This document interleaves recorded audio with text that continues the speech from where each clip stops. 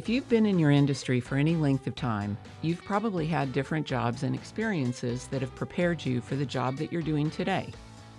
If you think back on your best of times, it's likely you were doing work that tapped into your natural talents and where you got to put your skills and experience to work, where you truly felt you were in the zone.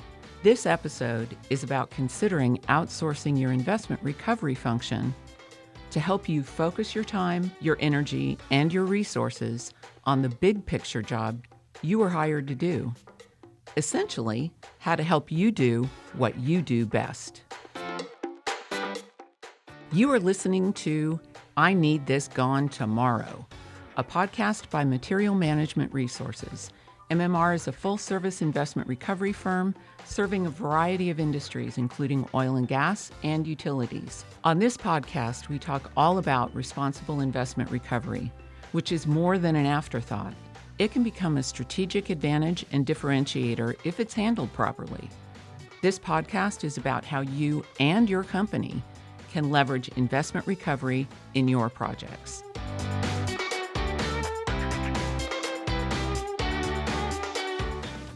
My guests today are Jaco, Saaiman, and Melissa Graham. Welcome and thank you for being here. Thank you. Thank you. Today, we're talking about something many managers have a hard time doing, and that's delegating. With the best of intention, hardworking managers want to do it all.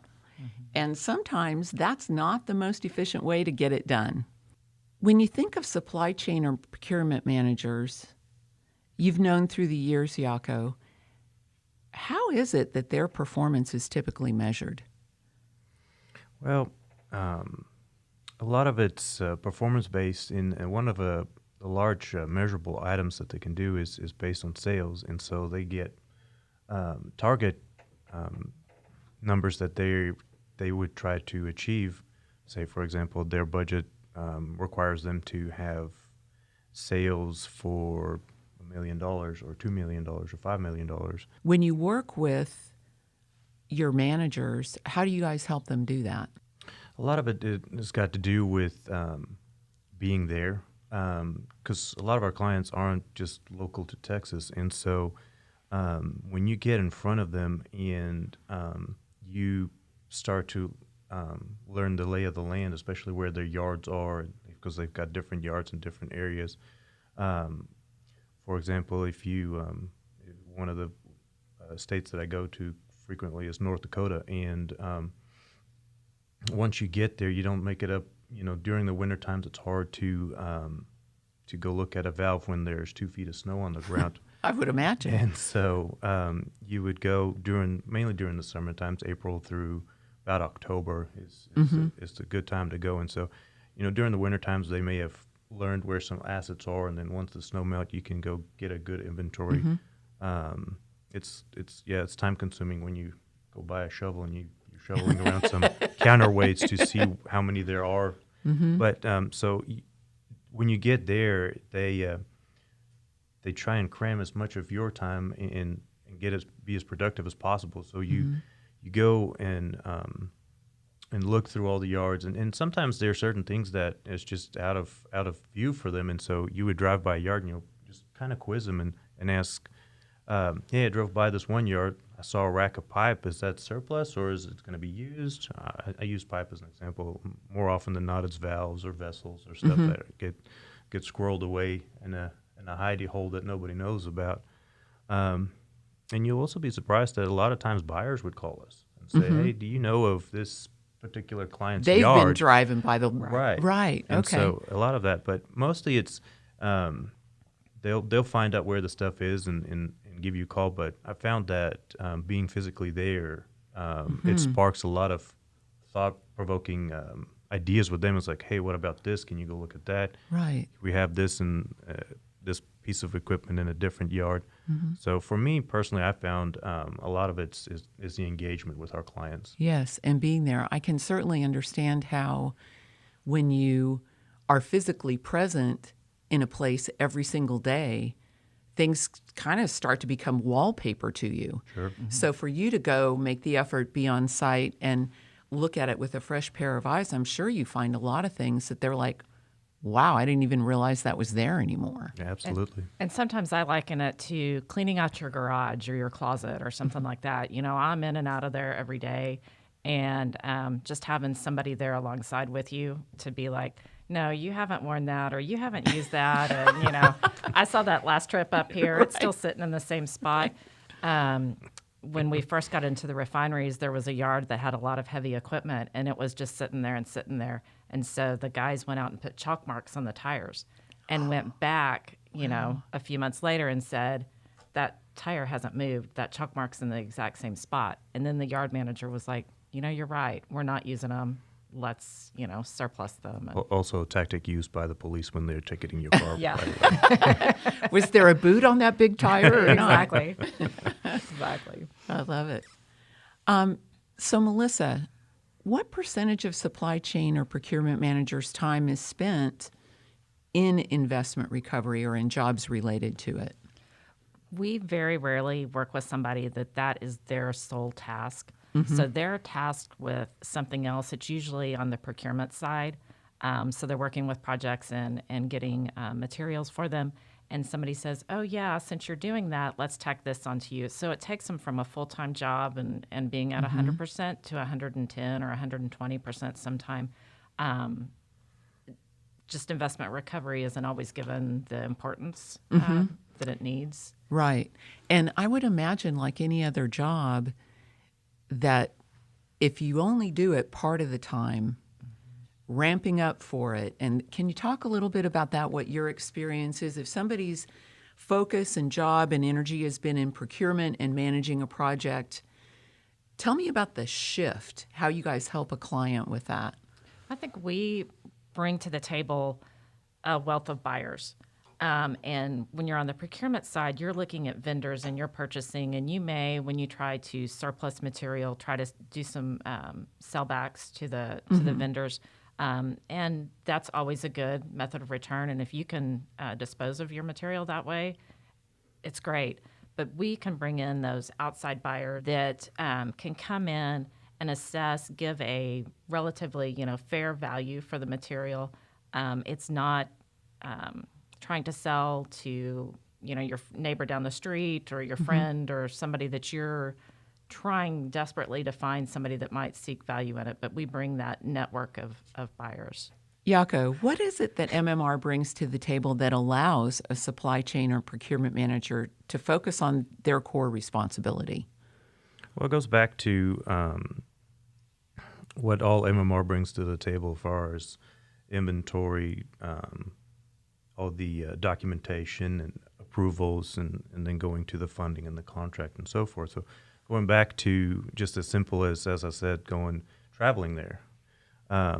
That manager may have 10 minutes to show you, here's a lot of 100 valves, right? But it's going to take you 4 hours to tag them all, take all the inventory, take all the pictures, and then making sure you got your pictures that you want for inventory purposes, and then also your pictures for the website purposes to give that visual effect. Maybe you need a video just to give the folks an overall view of it.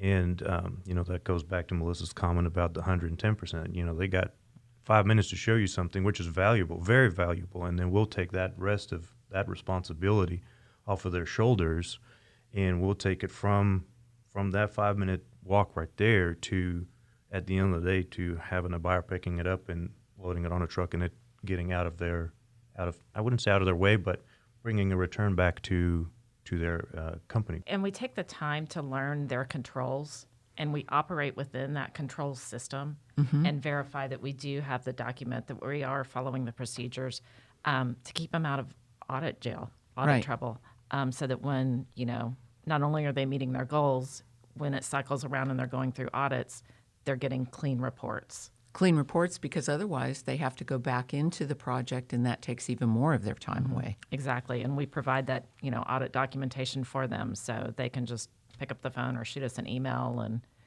it's on their desk. So, Melissa, I hear you guys talk about value-added service. Can you define what that means to MMR? I think to us, we take the role that you're giving us within your company seriously. we want to make sure we're doing the right thing the first time, like Jaco mentioned. We want to make sure we're operating within your controls. We want to make sure we're answering your questions before you even ask them. We feel like we're a part of the team at the client, not just a service provider. So we really strive to be above board about everything. If there's an analysis that they need, and it's a different report than what they've requested before, we work with them to figure out what it is that we'll be able to provide that will give them the information that they need to operate more efficiently, more effectively within their organization. Most recently, we're going through the process of reissuing an annual contract to remove surplus hydrocarbon out of a facility in the area. It seems every time we bid this one out, there's new client personnel in the roles that need to approve and get comfortable with the results. And so this most recent year, they're wanting to go back and verify some of the wording that was in the contract. I was searching, found an email supporting documentation from 2015 that I was able to provide to them to say, this is where it originated. This is who gave it to us. This was the process that we went through. And that's how it ended up here. And they were like, thank you. That's the exact information we needed. It will help us move through this process and issue the new agreements and move forward with the service. And we do all of this just under our service agreement. Let me make sure I understand. When a client contracts with you, I would imagine that you really can't foresee the questions that are going to come up, right? We can't. That somebody new is in the management role. Who knows what they're going to expect or what questions they're going to ask them? That's very true. Okay. That's very true. And we have this one calculation that we do for one client that they call it value gained. And it's a way that they can measure for their reporting and internal goals of what value was gained through the disposition of the assets. It's a calculation based on carrying value and purchase cost and disposal value that, while the key elements of the calculation have remained the same through the years, the way that it's calculated, it has varied. And that depends on which manager is in the role and what they perceive as the most critical portion as of that big calculation. value to them, right? Because they're managing the process. Right. So if when a client enters into an agreement with MMR, the price that is initially given is the price that they pay. Correct. Basically, for the majority of our services, they don't pay unless we sell the item. If they need us to come out and do, just some inventory work or provide advice, and we're not going to get to sell the items that we're working with, then yes, we will agree on a fee structure there. Right. But otherwise, it's value-added service on, we're not just going to get rid of your material, we're going to support you all the way through the process. I see. The other way that we add in the value added to it is I think we pride ourselves in not just to do quantity, but we do try to do quality, right? So, we can go and tell our clients, hey, just send me a picture and give me a brief description, and we can put it on the website. And that's the easy way of doing it. But we don't generally do that. There was a recent inventory that was done, and the client had a brief description of all the materials that were there, but there was pieces to that puzzle that was missing. So we went back, we took some more pictures, did the inventory. So we'll go through it and separate out the columns in the Excel file and make the list easy to read, so that when you follow the list as a buyer, you can see, okay, this is a 1,500-pound NC all valve, 9-inch, and then if there's a model number and the trim and everything else on it. And so, that's where we add the most value to it is, yes, we went and did the inventory, but we also try to put the quality to it. Right. And you organize it in a way that facilitates the buyer's ease of purchase. Correct. Right. The more information we can gather on an item, typically the greater return. The buyers know exactly what they're looking at. what they're getting. It answers their questions. It helps them feel the specific, and so they can assign more value to it.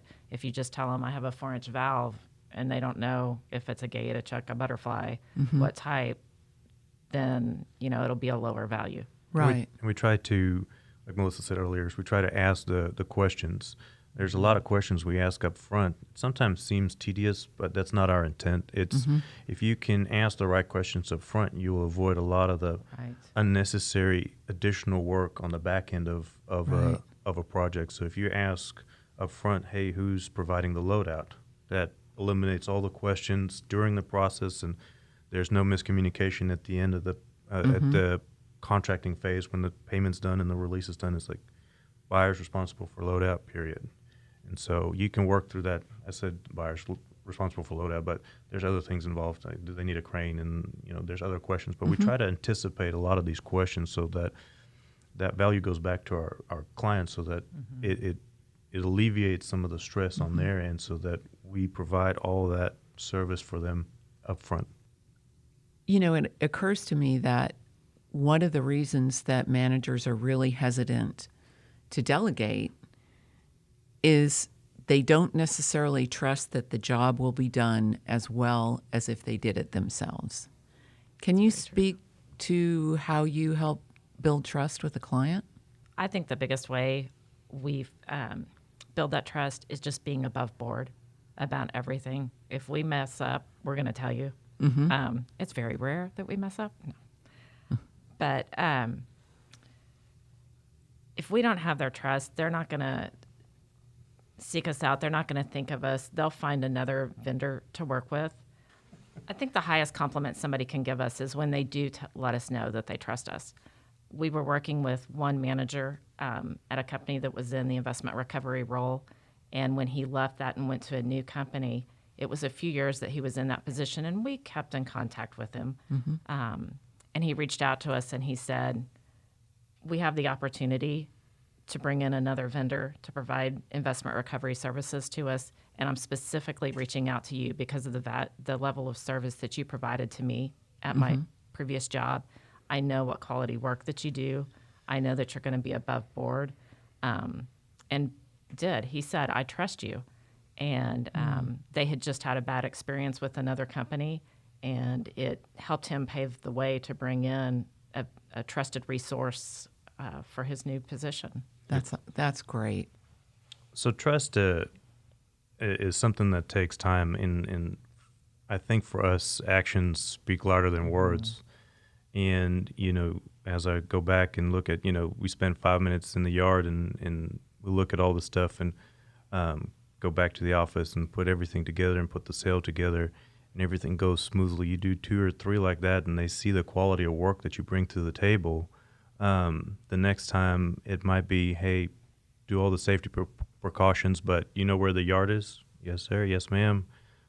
Go out. This is what I want you to look at, and they'll send you on your way, and you provide the same level of service, and they may not even have been there for a minute. And so over time, those trust is relationships that we like to build. And those relationships is based on the trust that we've done because of the actions and the quality of work that we bring to the table. Can you give us some examples of key indicators when it's time to call in the investment recovery experts? It's either when the person's new in the position or just overwhelmed, as we said, the 110%, and they look at this project and it could just be overbearing. There's, 100 valves, 10 tons, or, that's not a large example, 100 tons of pipe, and they've got all this project leftover material, for example, or they have to clean up a yard, and it just looks extremely daunting if you just look at it as a project in whole. But if you start taking it little by little, and we get our team together and we go out and we do the inventory, you can take little bits of it and start working at it, depending on what your timeline is. If you have an extreme timeline, like here's an entire yard, you need it gone in a week, well, inventorying might not be an option. You have to go past the investment recovery and let's go to recycling phase of it, as we discussed in our 7 R's podcast previously.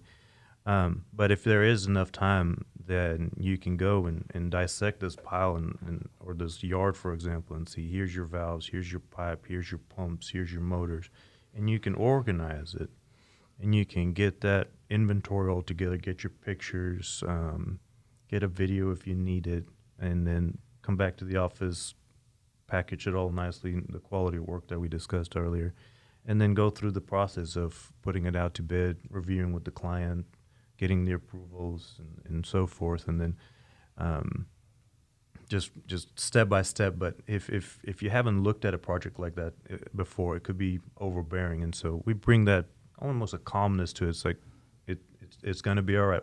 We'll get through it. Let's work through it step by step, and that relieves a lot of stress and a lot of pressure off of their shoulders. Well, and Jaco mentioned, specifically the step by step, but then the lotting of the material, the grouping of like kind of assets together. I think that's something that our guys are really good at, of seeing where the return is. Or this item may not be of much value, and if you try to sell it by itself, it's never going to sell. But if we can put it in with this group, if the goal is to clean the yard, and we'll get the most value for it in with this group versus trying to isolate it. Okay. So you can give some feedback on what goes with what, Yes. and be able to package it or bundle it in a way that's going to be attractive to your buying community, because you're in touch with them all the time. And a procurement manager probably isn't, because they're working with vendors. Right. How does a client know when an investment recovery recommendation is top notch? If I'm a procurement manager someplace and I need help with investment recovery, how do I know if what I'm looking at is a solid recommendation? What should I be looking for? It depends on what their expectations are, right? So if they are in a situation to where they're in a yard and then you get out of the yard. So real estate is an issue because the one project is done and the next project is coming in. So for them at that point in time, a top-notch suggestion or recommendation would be is timeliness, right? So get a strategy together, get it done, and meet their timeline. That would meet their expectation, and then and get them out of the bind that they're currently in. Some of the other ones is they'll say, well, let's just scrap it. It's junk. It's not worth anything to anybody.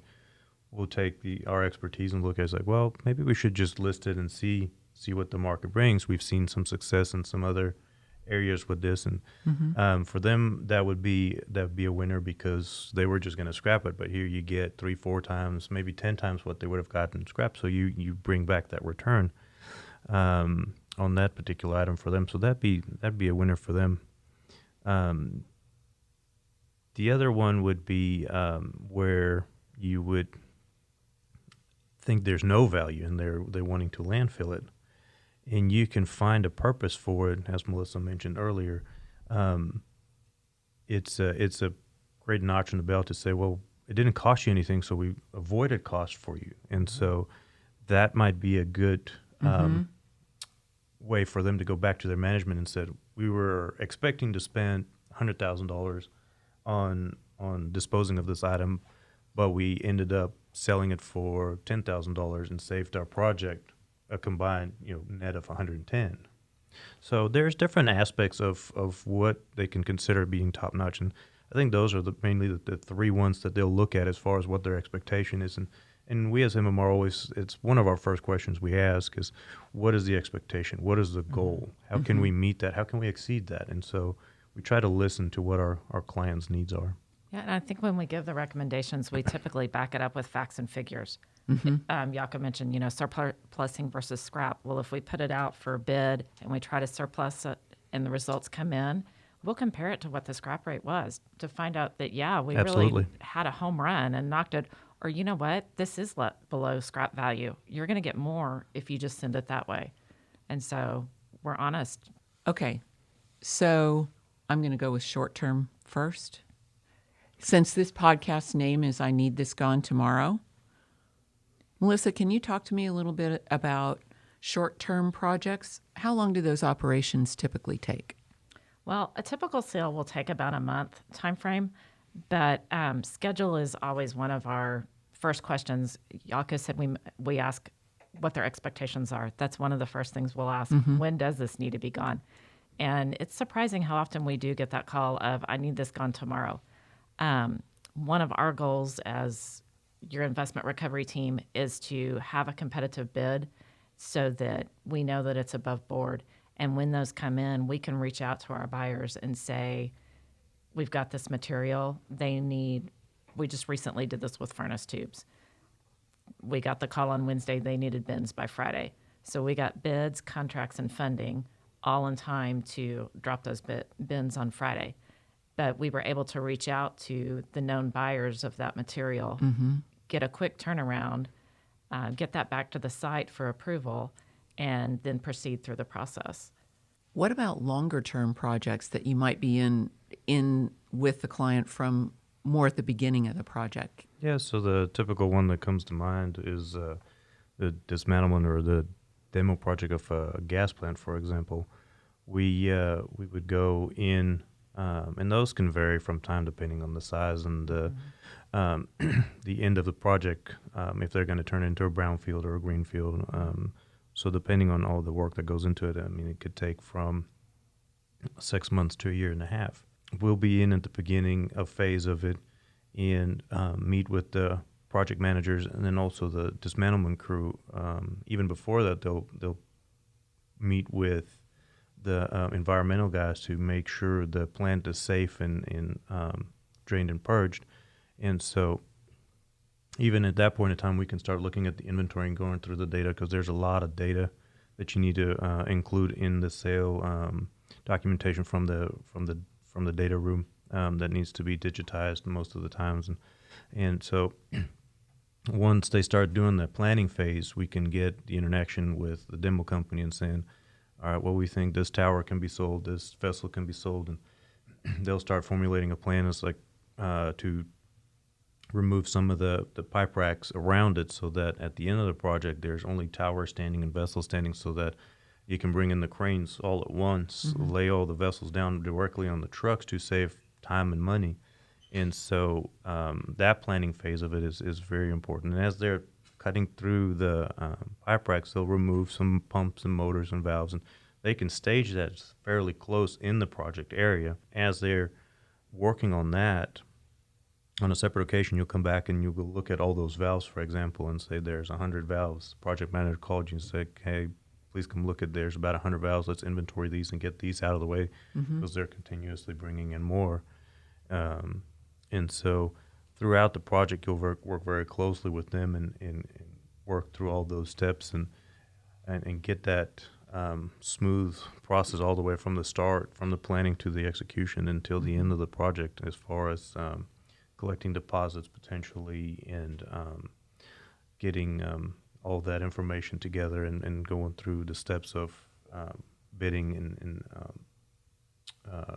contracts and so forth. And there's other parts to the project too, except the sales, because now you're getting a huge volume of steel and metals out of the project. So you got to get a contract in place for the scrap material. And for the most part, the demolition company will take care of the waste because that's part of their scope of work. And so the dismantlement project usually, from the start to the beginning, like I said, about a year or so. So that's more a long-term project where you get the major sales and then you get some of the little smaller sales that you have to continuously work throughout this process. And Jaco brought up a key point there about being involved in that planning process. We even see that in the refineries to do turnarounds.